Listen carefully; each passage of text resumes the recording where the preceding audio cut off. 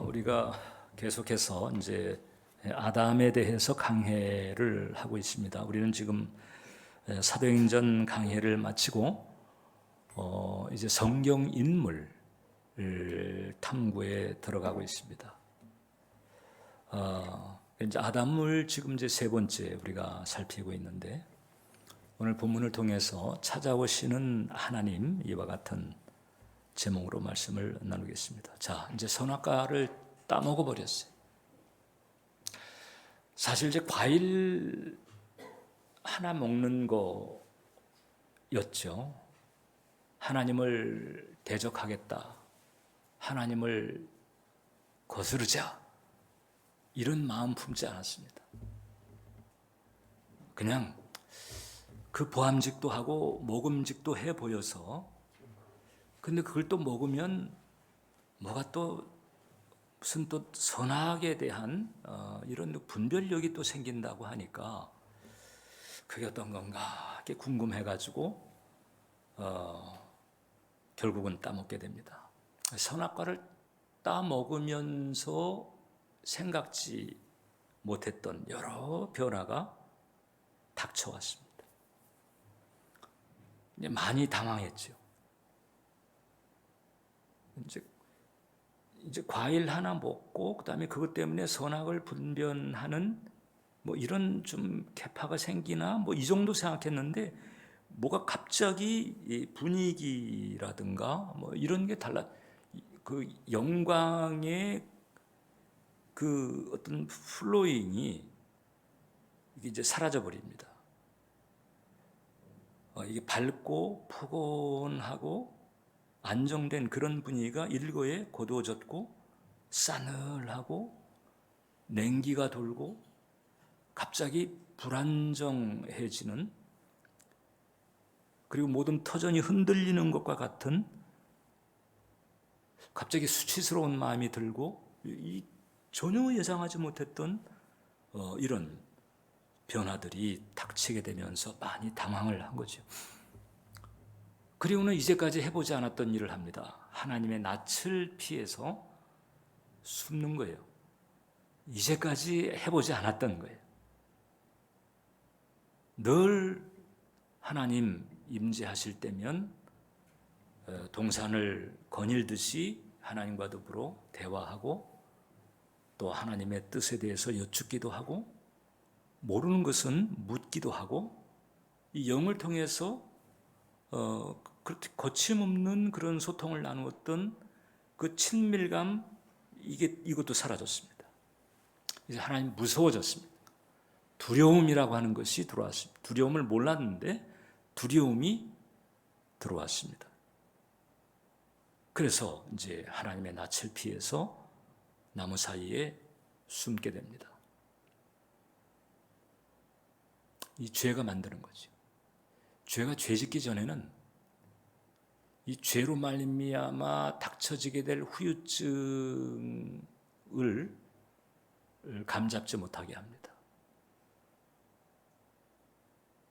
이 죄에는 이렇게 미끼가 있죠. 그 미끼, 공통된 미끼가 이게 이제 쾌락과 많이 연관이 되어 있습니다.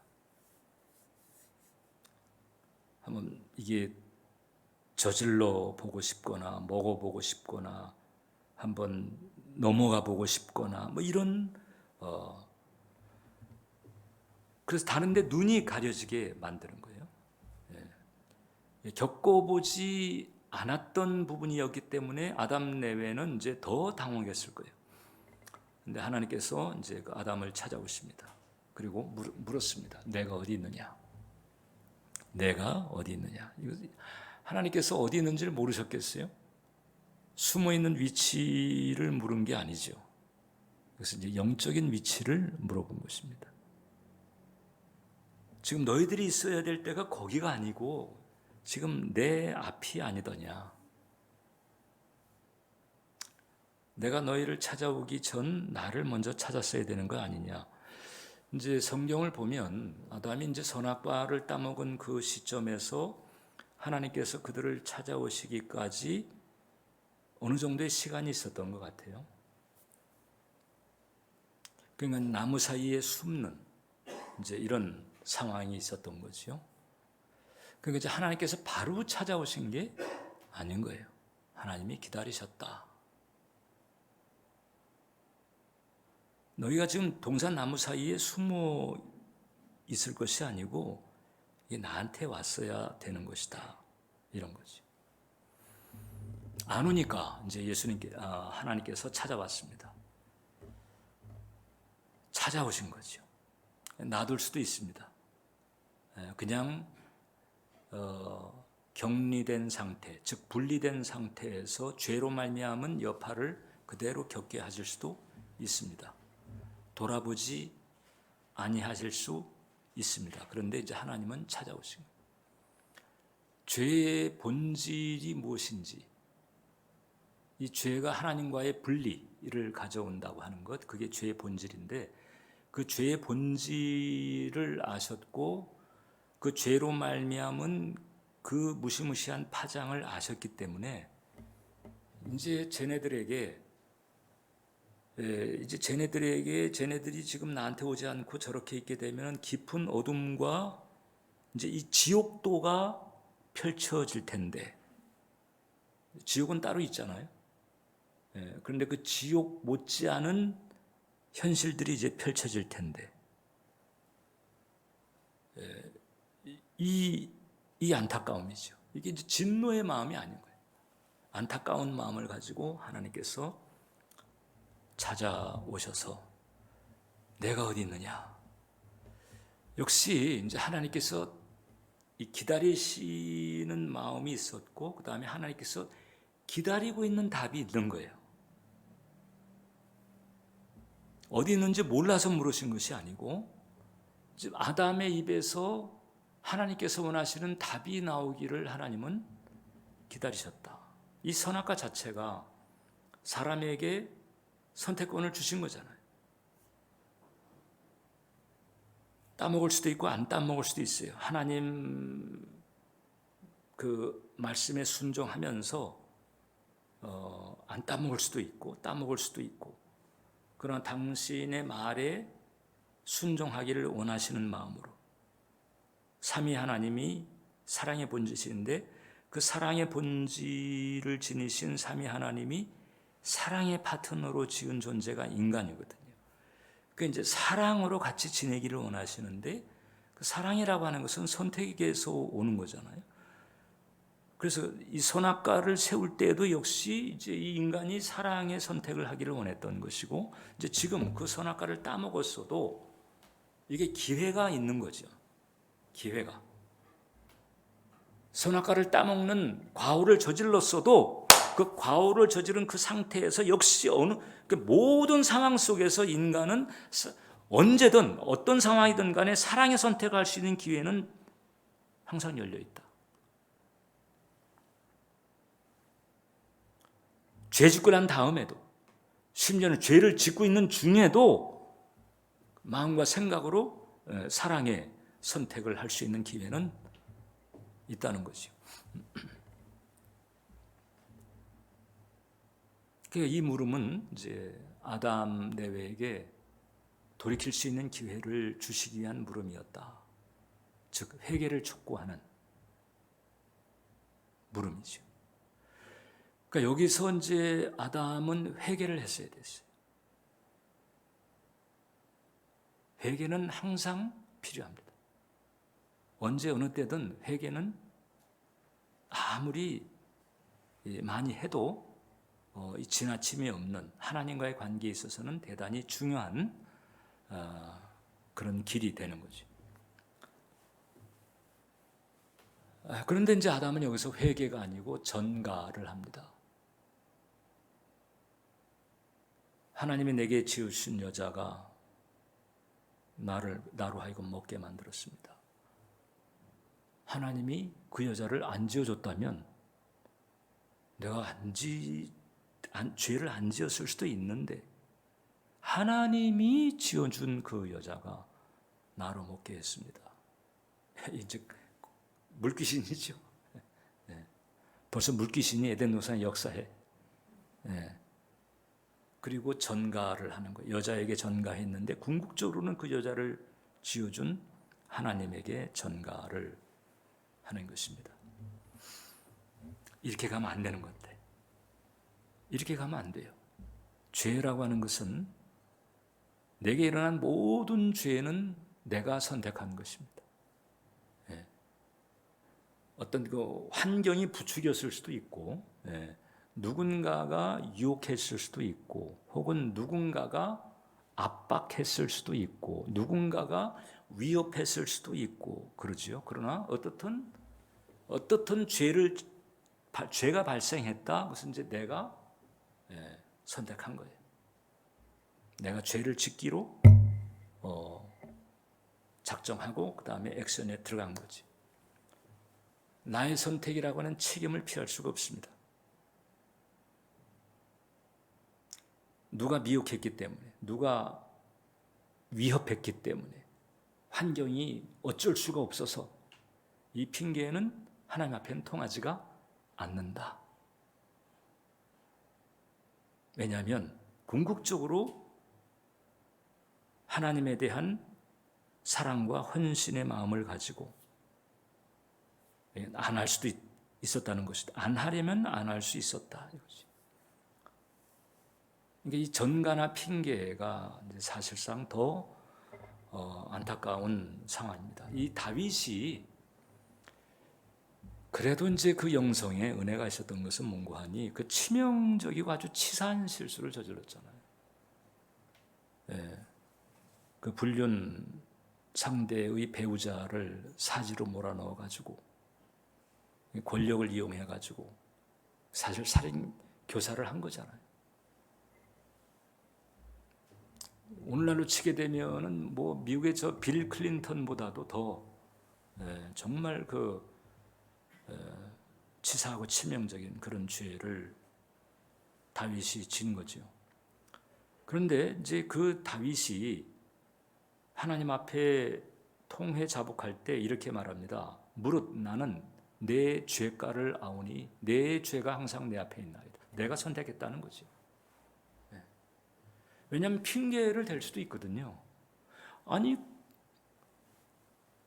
거기 왕궁이 옆에 있고 그 왕궁 옥상도 있고 그 사람들이 오며 가며 지날 수 있는 그 자리에서 이렇게 내려다볼 수 있는 그 자리에 왜 거기서 대낮에 목욕을 하냔 말이에요. 거기서 벌써 뭔가 의도가 뭐 얼마든지 이런 생각을 할 수 있는 거죠.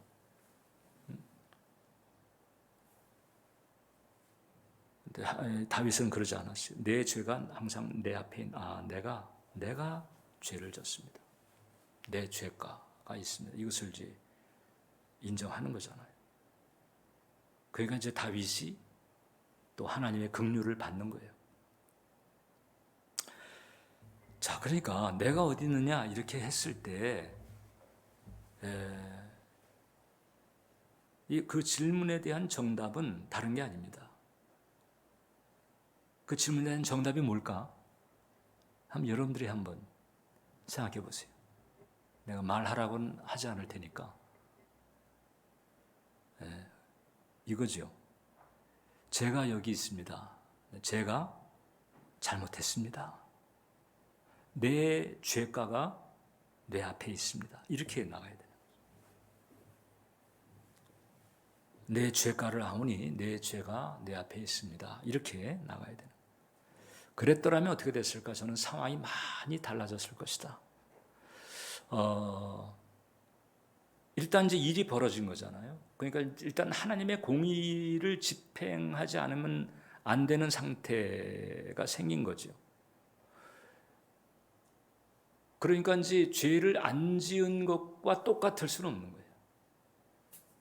어떻든 그 하나님의 공도를 어떤 형태로든 이제 간수하지 않으면 안 되는 과제가 생긴 거지요. 근데 이제 이것을 놓고 이제 하나님께서 같이 대책을 세우시는 은혜가 있었을 거예요. 물론 이제 우리가 이제 다음 주는 이제 마지막 시리즈를 살펴보게 될 것이고 거기서 그 창세기 3장 15절 그 이제 이 원복음에 대해서 우리가 살피겠지만 그래서 이제 길게 보면 그 예수님 여자의 후손, 즉 동정녀 탄생하실 예수님에 대한 이제 예언적 선고가 있었죠. 그러니까 그런 그 대책이 있었긴 했지만은 이제 완연하게 달랐을 것이다. 회개했더라면 하나님께서 긍휼히 여기시고 그래서 이제 그 플랜 B를 세우는 일이 있었을 것이다. 저는 이제 그렇게 보는 거지.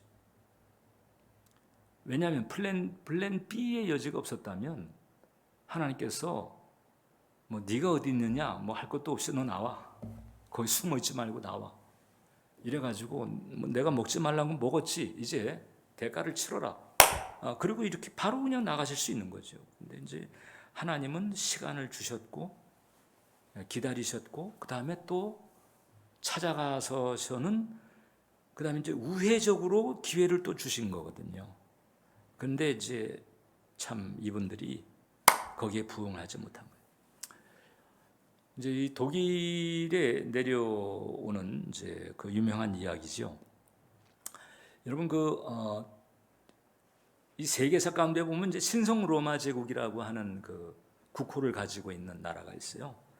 신성 로마 제국이니까 로마하고 무슨 연결이 돼 있나? 뭐 이태리나 뭐 이렇게 뭐 무슨 연결이 있나? 이제 그건 아니고 지금의 독일입니다. 이 독일의 그 중세 때의 국호가 그 신성 로마 제국이 원래 게르만족이고 야만족이었는데 이제 여기에 이제 복음이 들어가면서 얘네들이 변화가 되고 그 다음에 이제 문화의 꽃을 피우게 되는데 이제 그때 독일임에도 불구하고 그 로마의 신앙의 전통을 자기네들이 수호하겠다. 이제 이런 맥락에서 그 신성 로마 제국이라고 하는 국호를 붙여요. 이 신성 로마 제국이라고 하는 이름 쓰다가 그 다음에 이제 뭐 이렇게 바이마르 공화국이라고 하는 이름 붙였다가 그 다음에는 이제 이 독일이 되는 것이고 그 다음에 뭐 제3제국 이렇게 이제 가게 되는 거예요. 이제 그 신성 로마 제국 시절에 그 하인리히 7세인가 이제 제가 그렇게 알고 있는데 이 사람의 이 비서실장을 맡은 그 공작이 있었습니다.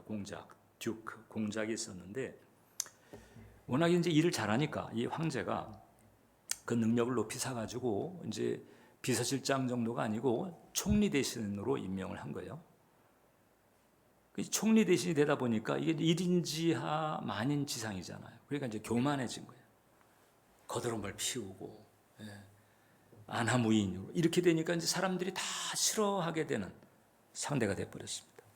근데 이 사람이 이제 어느 날 사냥을 갔는데 사냥을 갔다가 이제 교회를 발견하고 그 다음에 이제 그 교회에 들어가서 기도를 하게 됐다는 거예요. 기도를 하고 이제 고개를 딱 들었는데 앞에 십자가가 있었는데 그 십자가에 갑자기 빛이 팍 비치더니 3이라고 하는 숫자가 언뜻 보였다가 사라진 거예요.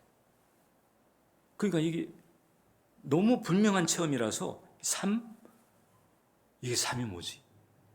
나한테 이게 주시는 숫자인데 이게 무슨 뜻일까? 이래가지고 그 3이 뭘까를 고민하다가 이분이 이제 그런 생각을 하죠. 나한테 지금 남겨진 날이 지금 사흘이란 얘기인가? 정말로 이 사흘 뒤에 내가 이제 하늘로 가나? 에이 설마. 그러다가 진짜 그러면 어떡해?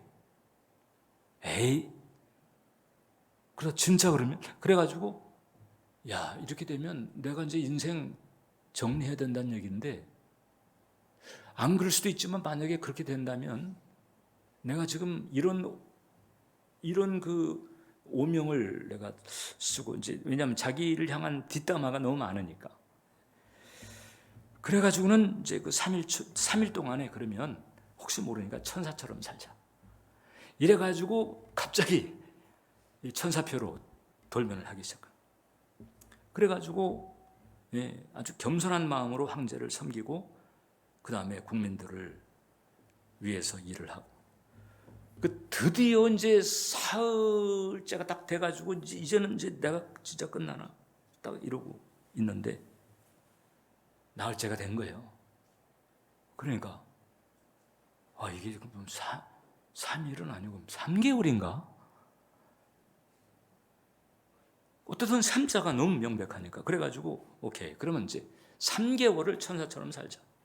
이래가지고 정말 천사표로 이렇게 살다 보니까 주변에서 처음에는 미쳤나 이러다가 이 진심인 걸 알게 되면서 사람들의 마음속에 감화를 많이 주게 된 거예요. 그래가지고 이제 이 공작을 보는 이제 시선들이 달라진 거죠.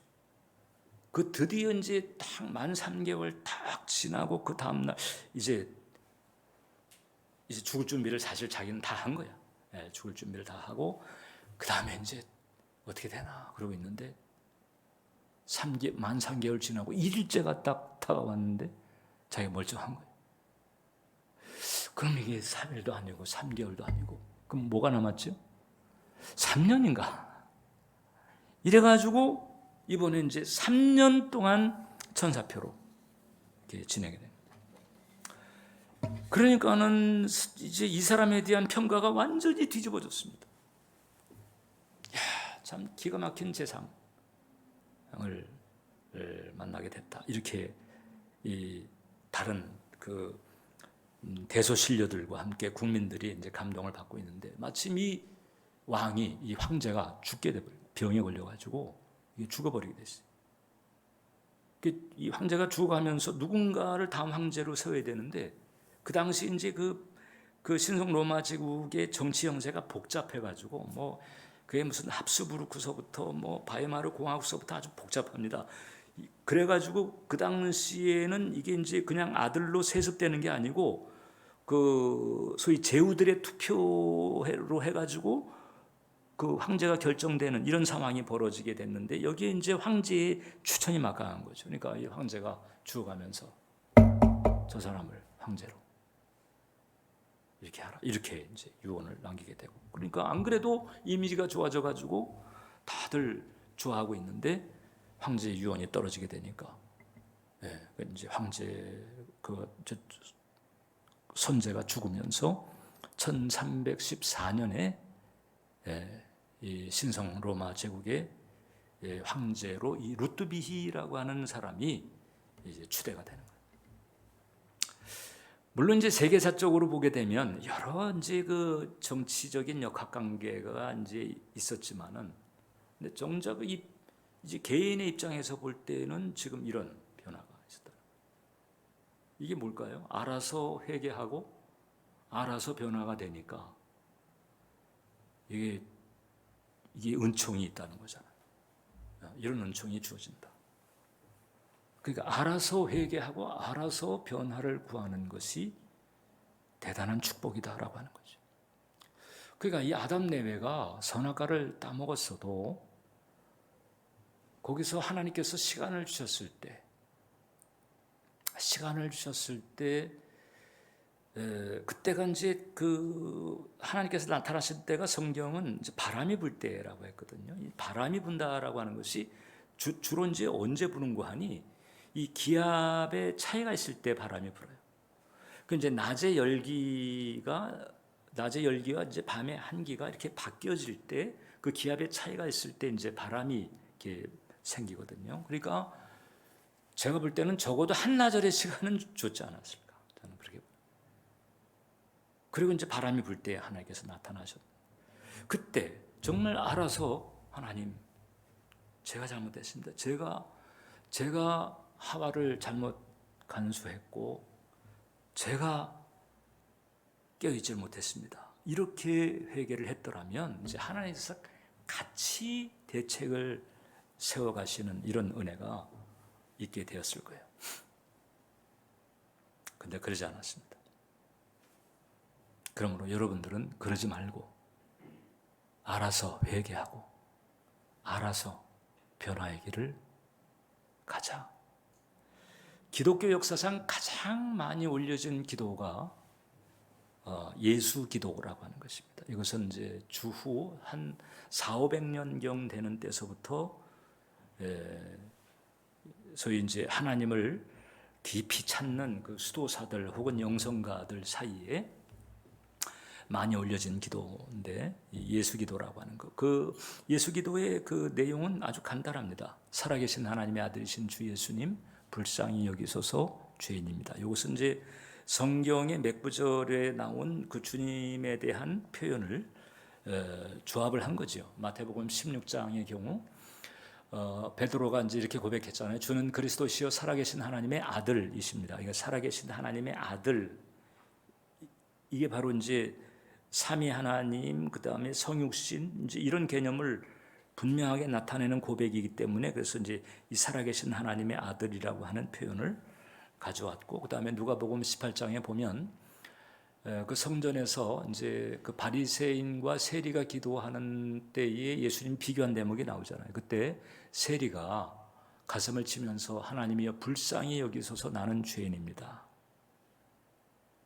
혹은 또 소경 바디메오가 다윗의 자손 예수여 나를 불쌍히 여기소서, 이 불쌍히 여겨달라라고 하는 그러니까 이 거룩하시고 순결하시고 전능하신 창조주 하나님의 위엄 앞에서 이 연약한 피조물로서의 한계를 인정하는 이제 이런 겸손한 내용이죠.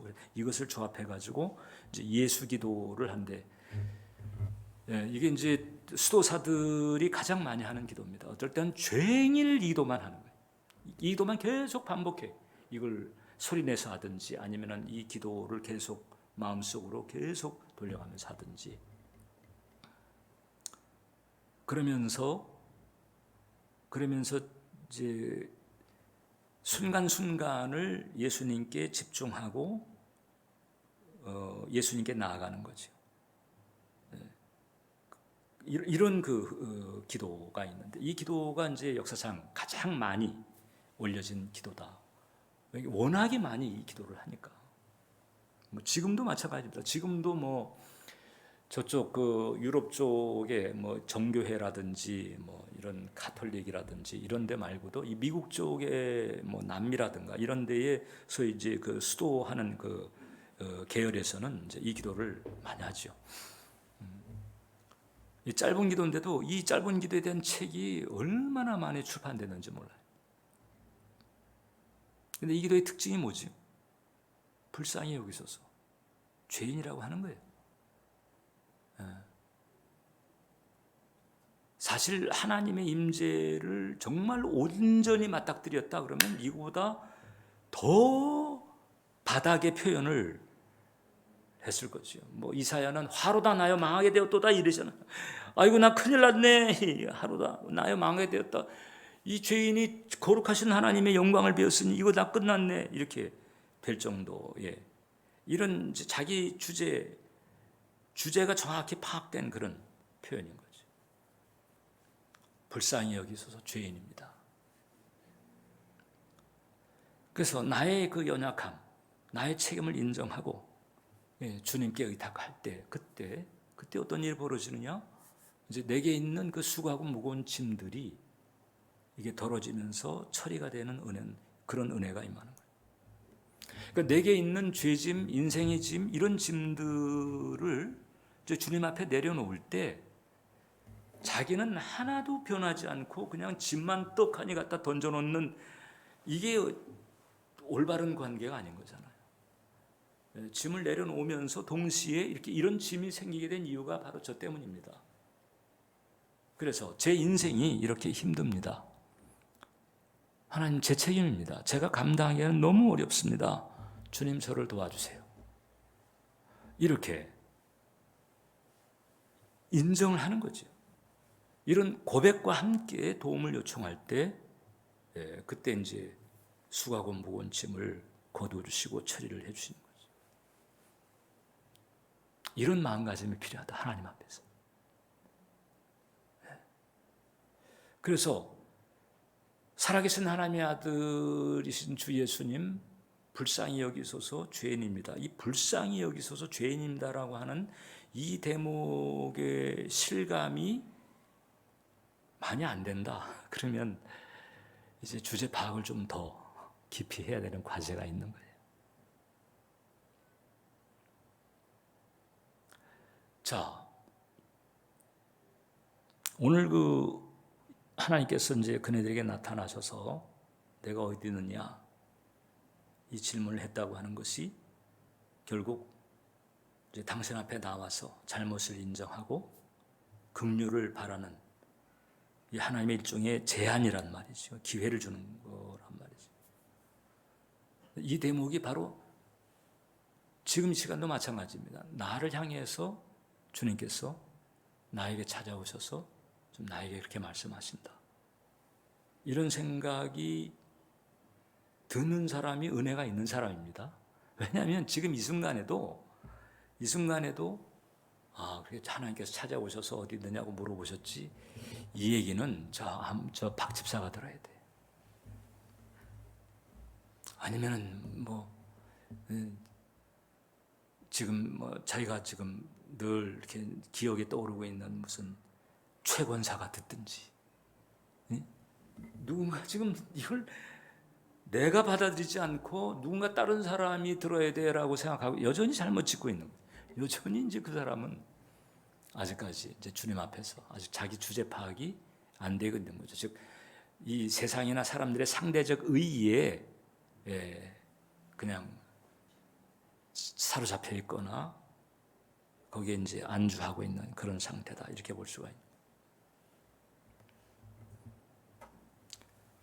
하나님께서 우리들의 죄를 일깨우고 따지시고 직면시킬 때가 있습니다. 정말 그런 때가 되면 힘들죠. 그런 때가 은혜인 거예요.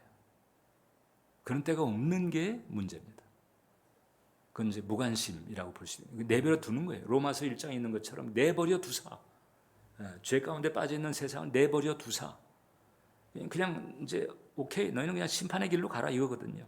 근데 그게 아니고 죄를 일깨우고 또 따지시고 직면시키신 이럴 때, 이게 이제 성령의 역사입니다.